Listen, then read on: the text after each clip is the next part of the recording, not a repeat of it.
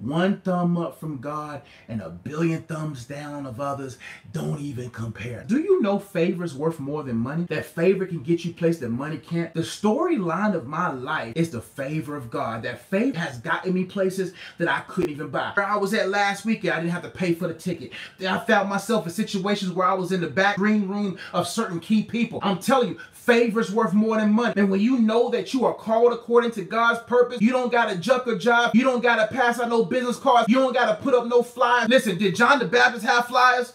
Did John the Baptist have business cards? John the Baptist wasn't in the metropolitan, the marketplace, baptizing people in Pilate's pool. No, John the Baptist in the wilderness. He didn't have no billboard saying, I'm ducking people in water at 7 o'clock in the morning. Come see the water in me. He wasn't saying that because of who he was. People found him. You do not have to do all these different dances and compromises and altering of who you are to be accepted. Listen, the Bible says, if I be lifted up, I'll draw all men. But if you use carnal methods to reach people, you have to use carnal methods to keep people. That's what's killing the church, because the church wants to be more accepted in the world than the world want to be accepted by the church. And what happens with most churches? They compromise. They got all this stuff in the foyer. They got different gimmicks and methods in their music, in their presentation, their video, and whatever. And what they're doing is they're only reaching carnal men and women. And when you use carnal methods, carnal people will come, and the real Christians starve